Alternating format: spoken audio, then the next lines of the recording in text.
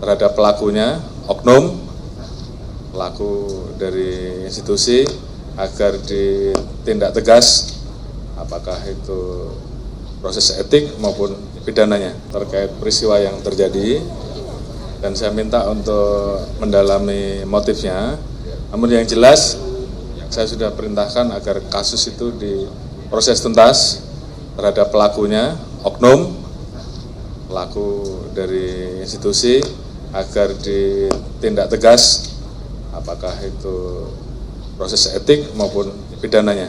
Apalagi kalau kemudian motifnya kemudian ternyata dilakukan terhadap hal-hal yang selama ini kita anggap mencederai institusi. Saya minta siapapun, apapun pangkatnya, tindak tegas, nggak usah ragu-ragu.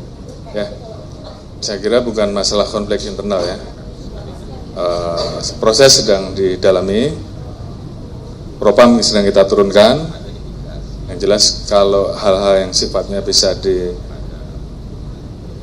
dengan hal-hal yang bersifat etik, ini secara umum ya, tentunya itu akan kita lakukan sehingga kemudian semuanya bisa berjalan dengan baik. Namun terhadap pelanggaran yang tidak bisa ditolerir, saya minta hanya 2, tindak tegas. Ya, terima kasih.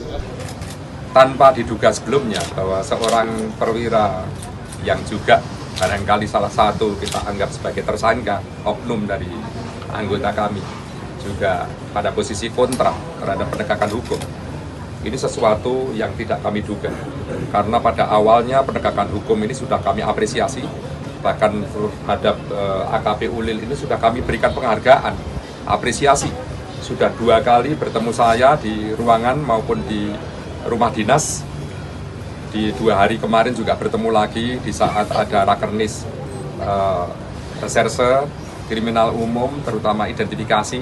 Saya bertemu lagi dan memberikan apresiasi kepada yang bersangkutan atas prestasi penegakan hukum terhadap tambang, terutama galian C yang ada di Solok Selatan yang diduga ilegal.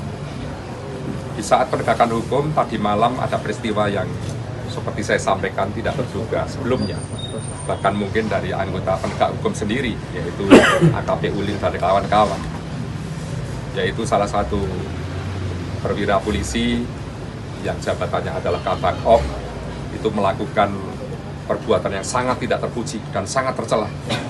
Memang untuk awal ini sebenarnya kami belum merilis, kecuali menyampaikan duka karena kita sedang prosesi untuk pengantaran jenazah ke Makassar.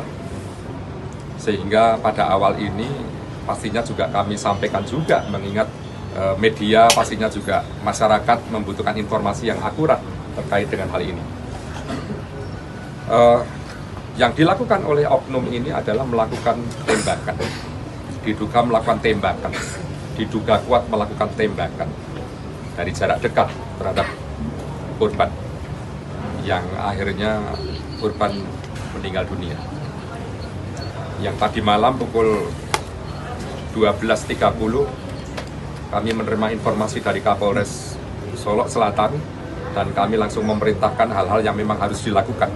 Mengingat jarak dari Kota Padang sampai ke Solok Selatan tidak kurang dari 3 jam jarak tempuh, sehingga apapun yang kami lakukan adalah upaya bagaimana untuk meredam situasi, bagaimana untuk menolong korban, dan juga mengamankan yang diduga tersangka dan seterusnya.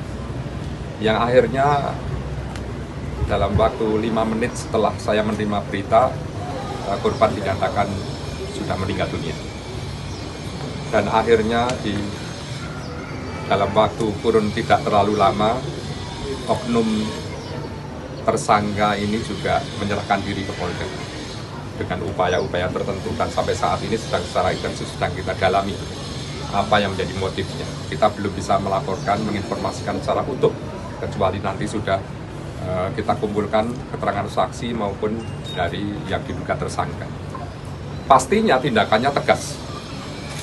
Dalam minggu ini kami upayakan sudah ada proses PTDH. Dalam minggu ini setidak-tidaknya sampai 7 hari ke depan saya sudah melaporkan ke pimpinan Polri, dan juga dari pusat juga ini tindakan yang harus tegas kepada siapapun yang menghalang-halangi penegakan hukum yang sangat mulia ini. Kemudian tentunya kami juga memohon kepada media di dalam konteks penulisan berita tidak. Download Tribun X sekarang, menghadirkan lokal menjadi Indonesia.